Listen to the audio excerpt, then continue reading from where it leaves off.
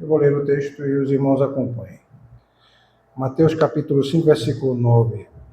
Bem-aventurados os pacificadores, porque serão chamados filhos de Deus. Então,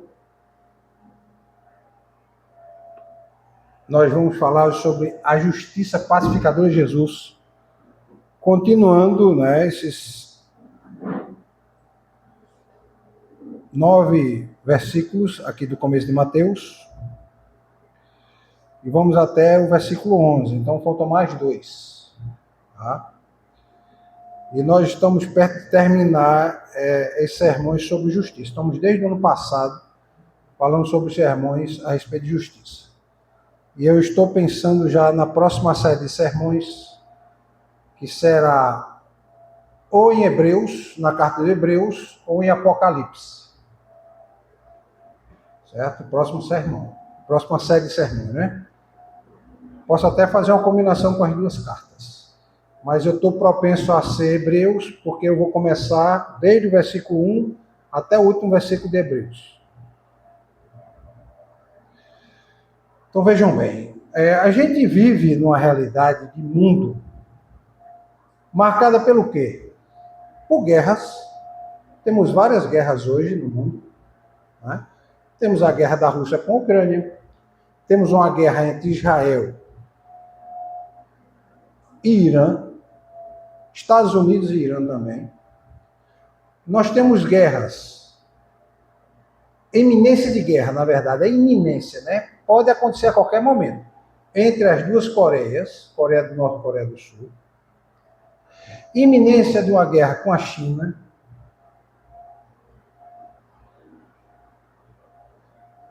E vivemos aqui na América Latina uma mudança de regime, né, com as eleições agora, e um combate ao tráfico de drogas, às facções criminosas. Então a gente vive um mundo marcado por quê? Por guerra, por divisão, por conflito, por injustiças. Né? Temos, por exemplo, uma pessoa que está presa baseada numa informação falsa. Disseram que essa pessoa chegou e entrou nos Estados Unidos, fugindo daqui do Brasil, essa pessoa não fugiu. E basearam-se nessa informação falsa e prenderam o rapaz. E o rapaz já está quase 2 anos preso. E agora um juiz dos Estados Unidos disse não. Alguém aqui cometeu um ato ilegal dentro dos Estados Unidos e forjou esse documento falso para incriminar essa pessoa. Então você vê que há injustiça, guerra, divisões e conflitos. Então, o que é que o homem mais anseia? Se eu perguntar aqui a todos vocês o que vocês mais anseiam, por exemplo, entre ter riqueza e ter paz, muitos vão dizer que querem ter paz. Todos desejam paz. As nações desejam paz, as famílias. Cada pessoa que está aqui, cada pessoa que você conhece, se você for conversar com ela, ela deseja ter paz. Meu filho, com todos os problemas que passou a semana, eu notei que o que ele queria mais era ter paz. Então, Jesus vem e apresenta no Sermão do Monte o quê? Jesus falou assim, bem-aventurados que amam a paz. Não. Ele falou bem-aventurados pacificadores. Por quê? Porque existe uma diferença entre desejar ter paz e trabalhar por ela. Desejar ter paz, todos nós desejamos. Mas trabalhar por ela, poucas pessoas querem. E eu vou explicar por quê. Jesus disse que bem-aventurados são os pacificadores. E o pacificador não é alguém que evita o conflito. Pelo contrário. É aquele indivíduo que no conflito ele vai agir para promover o quê? A reconciliação. O cristão tem que ser um agente de reconciliação, um agente pacificador de conflito. Ele busca fazer o quê? Restaurar os relacionamentos. Ele busca trazer justiça para aquele relacionamento. E o interessante é que quando a gente vai ler Isaías, capítulo 9, versículo 6, Isaías diz o seguinte, vai vir um homem que ele será chamado príncipe da paz. Então você vê, No Antigo Testamento, as pessoas também estavam procurando paz. Então, em Jesus, a paz começa a fazer parte da própria obra de Deus. A igreja está na terra com qual objetivo? Promover uma mensagem de paz. Levar o evangelho às pessoas é levar uma mensagem de paz. O evangelho de Cristo é uma boa nova de paz.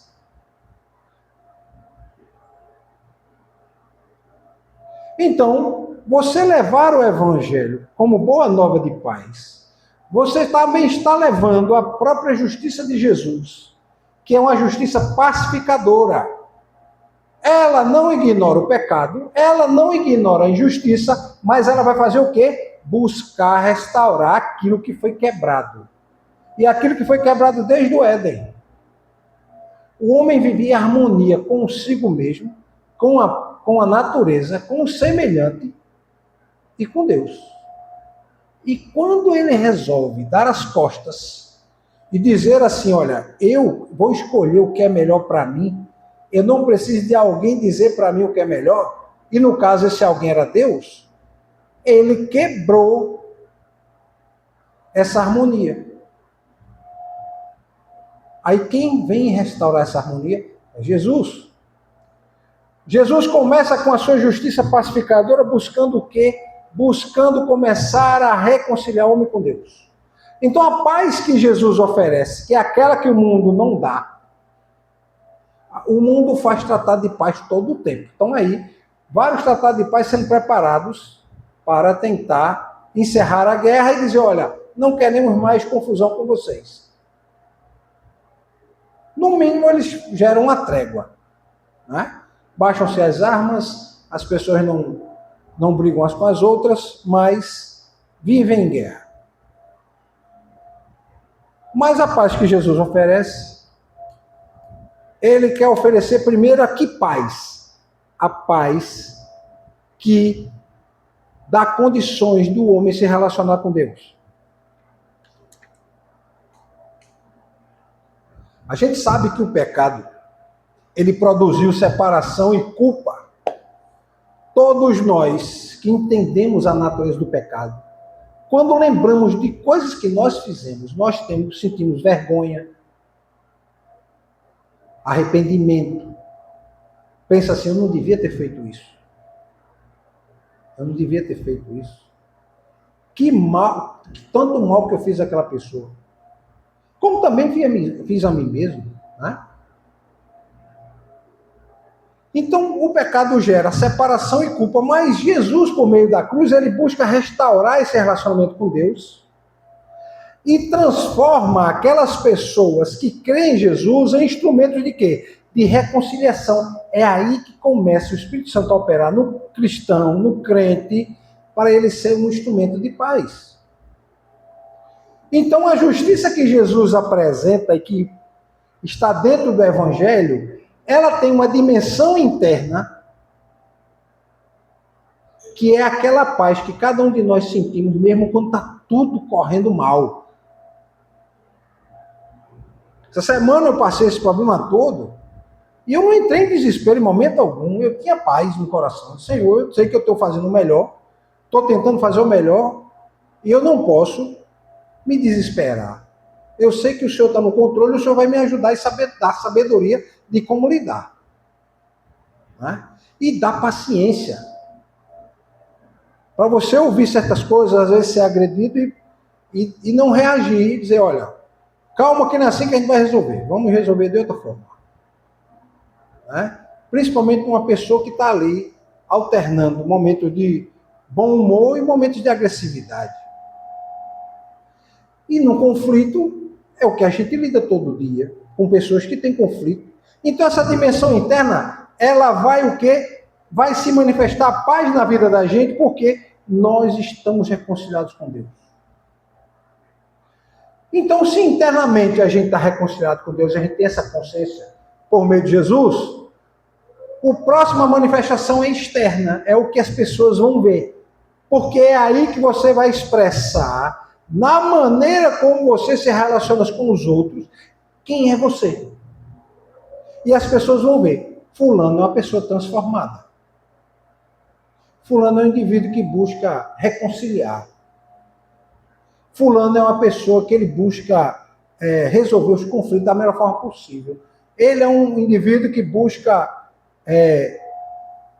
a reconciliação das pessoas, a união, a harmonia. Ele busca trazer harmonia no ambiente e a união onde ele está. Então, por isso, o cristão, ele, quando é pacificador, ele não é aquela pessoa que tem um temperamento tranquilo. Porque, por exemplo, eu não tenho um temperamento tranquilo. Eu sou explosivo, eu sou mais sanguíneo, né? Eu sou uma mistura de... Tem um livro chamado, irmãos, Temperamento Transformado. Eu li esse livro, eu tinha uns 17 para 18 anos, quando logo me converti, eu li umas 3 vezes. Fazia os exercícios, os testes dele lá, e não existe esse livro ainda. Se os irmãos quiserem depois, procure na internet. Temperamento Transformados. E lá dizia, e eu fiz os testes, eu descobri que eu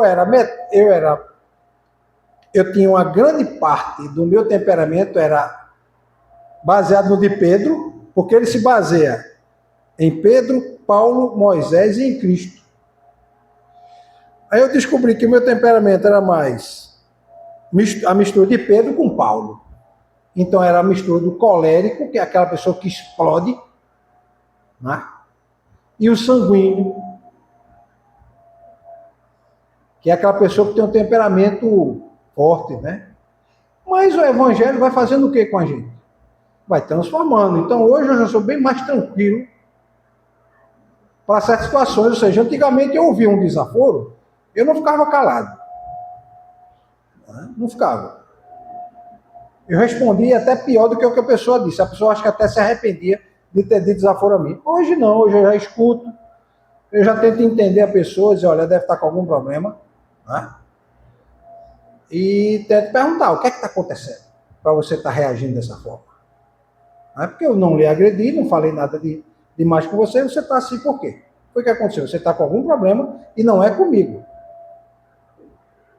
Então, o indivíduo que é pacificador, ele tem o temperamento dele transformado. Ele não é aquele indivíduo que é calminho, que é tranquilo, que quase não fala. Não tem nada a ver uma coisa com a outra. Então, o indivíduo ele é transformado pela reconciliação com Deus e ele é chamado a levar essa reconciliação aos outros.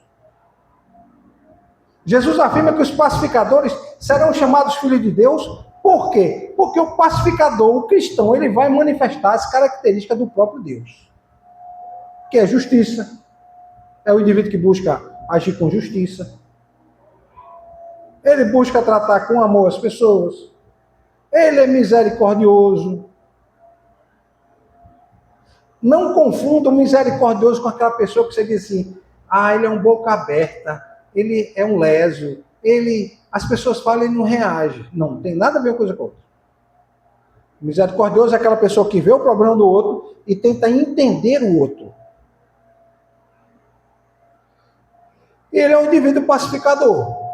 Ele busca viver, ele vive em paz e ele consegue viver essa paz. Tem hora que, às vezes, a gente se aperreia, né? E o temperamento vem, o sangue aumenta, começa a correr mais nas veias, a pressão aumenta e você muda a sua forma de reagir.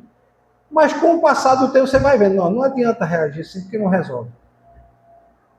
Não resolve. Então, Jesus afirma que o pacificador é filho de Deus porque ele demonstra paz, ele tem paz, ele é justo, ele busca ser justo, ele busca amar o outro, ele busca ser misericordioso com o outro. Então, a gente começa a ver que essa justiça pacificadora, ou seja, essa bem-aventurança por ser pacificador, não significa que o indivíduo é um ser passivo. Ou seja, ele vê o conflito e não faz nada. Ele diz, olha, estão brigando, podem se matar, né? Tem gente que pensa assim, né? Estão se brigando, estão brigando. Aí eu estou torcendo, ele vê o conflito e diz assim, eu estou torcendo pela briga. Não, o pacificador não vai fazer isso. O pacificador vai agir e dizer, olha, vocês estão ficando nervosos, vocês estão alterando-se, a emoção está à flor da pele, o sentimento está à flor da pele, é melhor vocês pararem para onde vocês estão caminhando, que pode descambar num problema maior. É aquilo que eu digo, irmãos, e eu já até preguei sobre isso aqui. O indivíduo não mata o outro, não é como um tiro, quando sai o tiro da arma. Ele mata o outro quando ele alimenta o ódio no coração dele. Ele mata o outro quando ele está ali alimentando no coração dele o desejo de matar o outro. Ele só vai executar o ato, mas no coração dele, ele já matou aquela pessoa. Então o pacificador, ele age para promover paz, ele age para resolver as disputas, ele busca restaurar o relacionamento. Você tem sido um instrumento de paz dentro da sua família? Pense aí por um minuto. Você sabe que dentro da família, nas nossas famílias, sempre tem aquele que cria confusão com todo mundo. O indivíduo que ele está ali disposto a não levar desaforo embora. Ele, ao invés de resolver o problema, ele agrava. Ele chega para você, fulano fez isso com você? Não aceite não, rapaz. Você é besta. Ele está fazendo isso com você porque você é leso, você é um besta. Você não faz nada. Você vai deixar de fazer isso com você? Então tem gente que é assim dentro da família. Né? Não aceite isso não. Acorde para a vida. É ou não é, Lelo? Tem gente que é assim. Ele chega para você e diz isso. E o indivíduo ainda diz que é crente. Não, eu sou crente. Lavado e remido pelo sangue de Jesus. E é desse jeito, imagina se não fosse. Não é? Então, onde existe a divisão, esse indivíduo que busca pacificar, ele quer buscar o quê? Reconciliar. Onde tem uma ferida, ele vai buscar o quê? Botar um remédio. Ele vai buscar a cura daquele problema. Se não há comunhão, se a comunhão for rompida, ele vai buscar o quê? Restaurar. Jesus até fala isso em Mateus capítulo 5, 23 e 24. Olha só o que é que ele diz aqui. Ó. Se, pois, ao trazeres ao altar a tua oferta, ali te lembrares de que teu irmão tem alguma coisa contra ti, deixa perante o altar a tua oferta, vai primeiro reconciliar-te com teu irmão e então, voltando, faze a tua oferta. Ou seja, o princípio aqui é claro. A relação com Deus não pode ser quebrada, não pode ser separada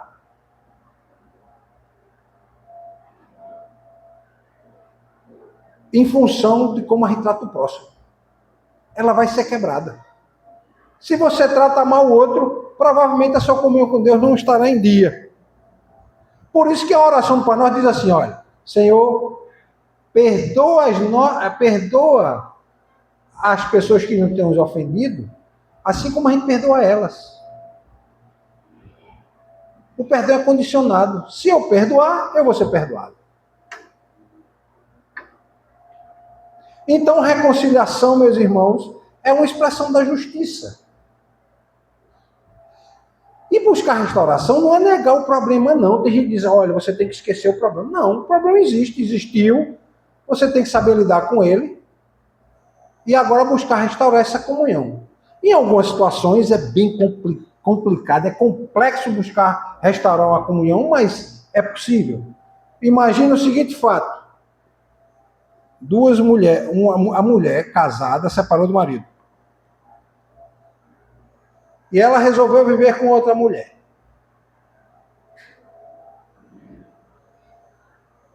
Essa mulher envenenou a cabeça dos dois filhos contra o pai.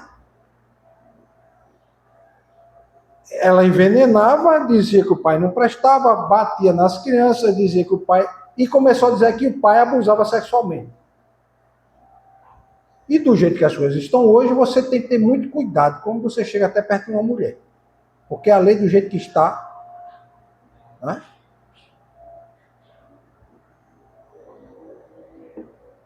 Aí foi o que aconteceu? essa mulher levou as duas crianças no Ministério Público e denunciou o pai por estupro. E o pai não tinha feito nada. As crianças fizeram isso e o indivíduo ficou 12 anos preso. Os filhos cresceram, os meninos cresceram e viram que nós acusamos o nosso pai de algo que ele não fez. E aí eles foram à justiça já maior de idade para dizer que foi tudo inventado por aquela mulher que botou na cabeça deles que o pai tinha feito isso. Uma situação dessa é bem complexa, restaurar essa comunhão do pai com os filhos. Mas, pelo que eu li, o pai se reconciliou com os filhos, viu que eles foram induzidos ao erro, induziram a incriminar o pai. Então, ele não negou o problema do passado, mas ele buscou trabalhar para que aquilo que quebrou a relação de pai com filho fosse restaurado. E os filhos agora vivem com o pai. Então a justiça de Jesus, ela não busca eliminar o erro. Aliás, não busca se limitar a identificar o erro. Ela não fica apontando, você fez isso errado, você fez aquilo errado, a culpa é sua, o culpado é você. Não. Ele busca mostrar que a pessoa errou, mas buscando fazer o quê? A pessoa reconhecer o erro e restaurar, e buscar restaurar-se. Então, quando a justiça de Jesus entra na vida do crente, ele busca o quê? Restaurar a relação que foi quebrada. Isso faz o quê? Isso faz com que a pessoa comece a rejeitar a violência como forma de linguagem e promova agora um verdadeiro diálogo com palavras. Então Jesus mostra para a gente que existe uma maneira diferente de enfrentar o problema, de enfrentar o conflito. Vocês lembram que quando Jesus estava no Getsemane, Pedro foi tentar defender Jesus, não foi? Foi o que ele fez? Pegou uma espada e atacou um centurião. Jesus disse o quê? Pare, Pedro. Porque da forma que você ferir, você vai ser ferido. Jesus está dizendo ali, não é assim que a gente vai resolver o problema. Não é você sozinho que vai resolver o problema. Não é com essa atitude que você vai conseguir me libertar. Pelo contrário, você vai agravar mais ainda e você pode até morrer. E Pedro podia ter morrido e não morreu. E não morreu porque Jesus fez mais um milagre naquele momento. E quando ele botou a orelha do centurião no lugar de novo, os centuriões ficaram assustados e viram que Jesus era muito mais do que eles imaginavam. E eles esqueceram Pedro. Então, Jesus não agiu com indiferença diante da injustiça. Ele disse, ó Pedro, para. Você está cometendo um ato de injustiça. E Jesus disse, eu quero justiça e não injustiça. É tanto que ele fez o quê? Fez um milagre para restaurar a justiça. Por isso que na pacificação, meus irmãos, é exigido o quê?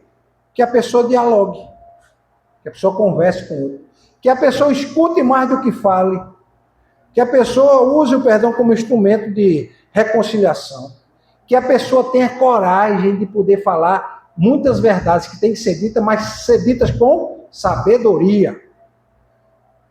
Então, o indivíduo que busca ser o pacificador que Jesus fala nesse texto, ele busca não apenas impedir os conflitos, ele não busca impedir o conflito, porque o conflito é inerente.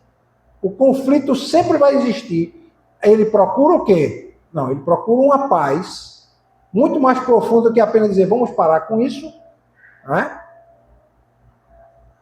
Ele busca fundamentar essa paz na justiça de Deus e no amor de Cristo.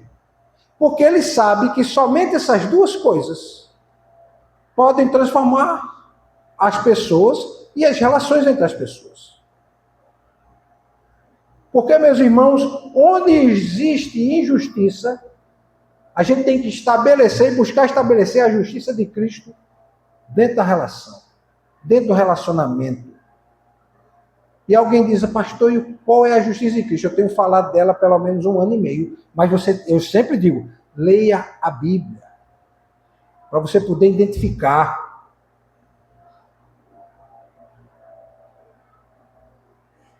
Onde existe ódio, meus irmãos, temos que semear o amor de Jesus. Então isso vai exigir da gente muitas vezes conversas que são difíceis. Vai ser necessário reconhecer erro. Vai ser necessário perdoar, pedir perdão. Porque o objetivo é lembrar o quê? O pacificador, ele não é um indivíduo que quer vencer uma discussão, não. Ele diz, eu sou pacificador, eu estou com a verdade de Cristo está em mim, e eu vou vencer a discussão. Não, o objetivo não é esse. O objetivo é o quê? Ele mostrar que é possível ter uma outra forma de se relacionar de maneira mais tranquila, mais pacífica, seguindo aqueles princípios do caráter de Deus. Então vejam só. Mateus aqui, aliás, Jesus através de Mateus, deixa para a gente um desafio. Querem ser chamados filhos de Deus? Então você tem que buscar produzir paz. Onde você está. No seu trabalho, na escola, na sua casa, nos seus relacionamentos. Então a justiça de Jesus, ela é pacificadora porque primeiro ela faz com que a gente possa se reconciliar com Deus por meio de Jesus. Ela alcança esse relacionamento e ela extrapola do relacionamento nosso com Deus para com o outro.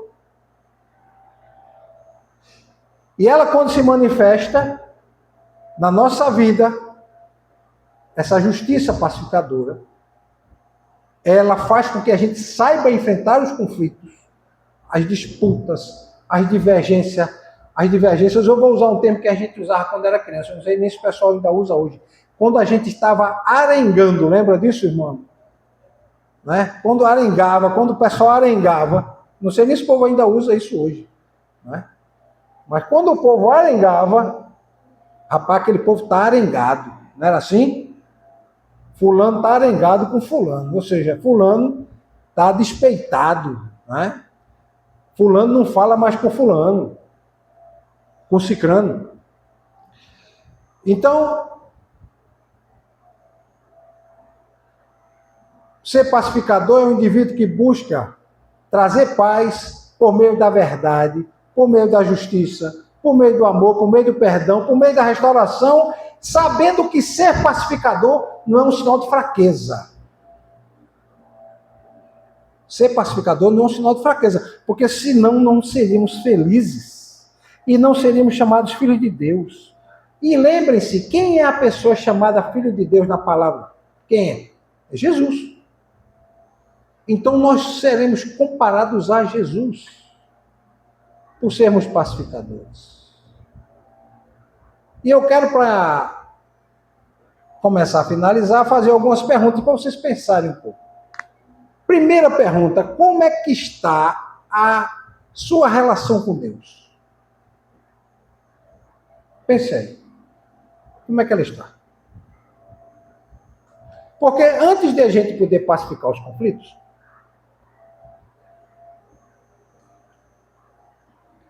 que estão ao nosso redor, a gente tem que permitir que Jesus estabeleça a própria paz na vida da gente.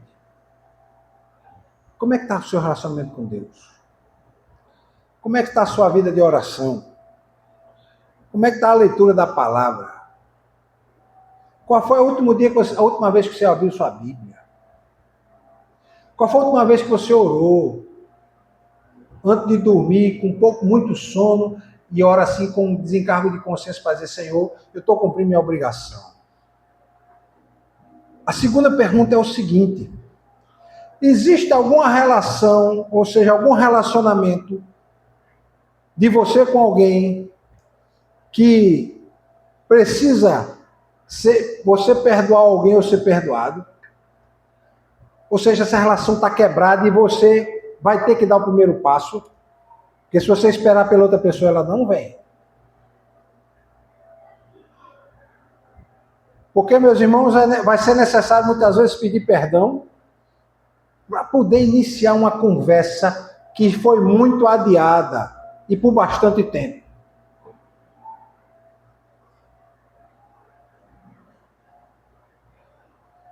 A outra pergunta que eu quero fazer a você é o seguinte: que tipo de pessoa você é?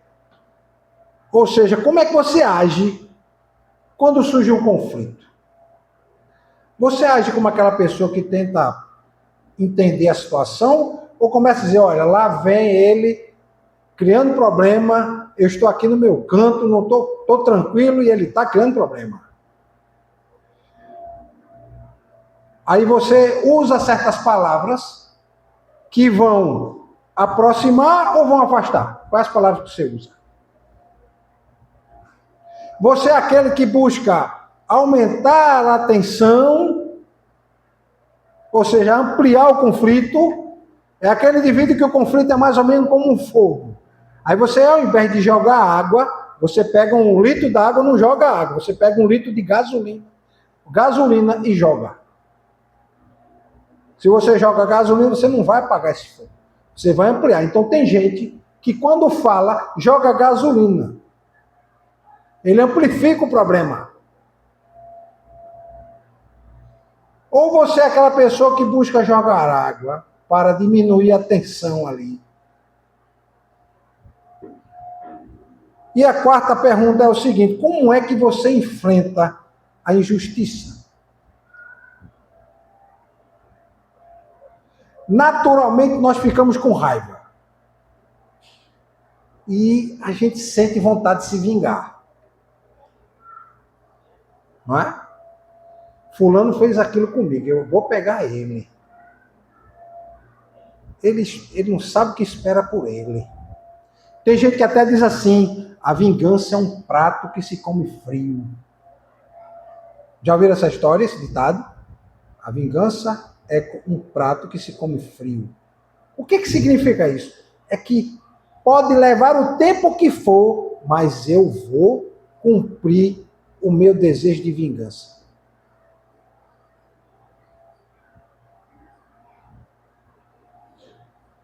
Então eu pergunto, como é que você enfrenta a injustiça? Você busca colocar a justiça de Cristo em primeiro lugar, ou você permite que a sua raiva, o seu desejo de vingança, sua agressividade, é quem determina as suas ações? É quem vai dizer como você vai fazer, como é que você vai agir? Irmãos, nós precisamos entender uma coisa. A nossa sociedade hoje é uma sociedade doente.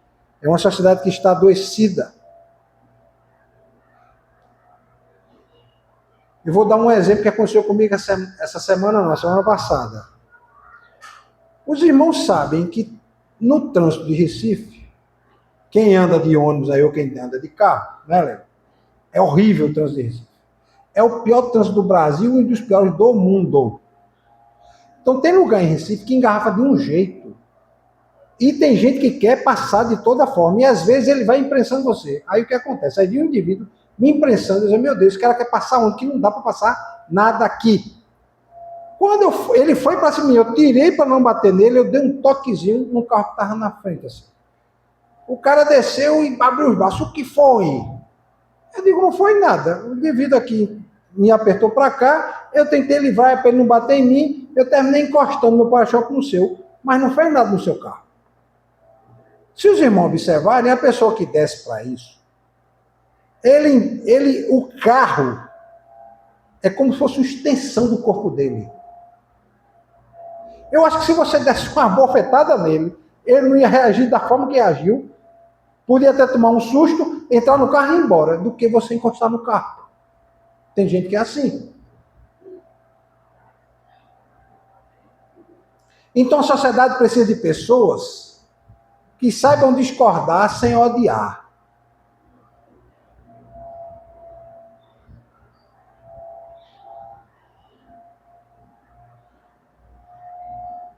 Precisam saber corrigir o outro sem humilhar o outro.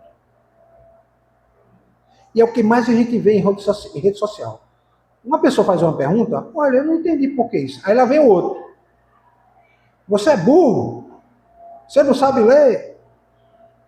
Ao invés de dizer, olha, isso aqui aconteceu por isso, por isso, por isso. Pronto, está respondido. Mas as pessoas preferem se esconder atrás do seu celular, ninguém sabe onde essa pessoa está, e ela começa a agredir o outro. Então, a sociedade precisa de pessoas que discordem sem odiar, que corrijam sem humilhar, que defendam a verdade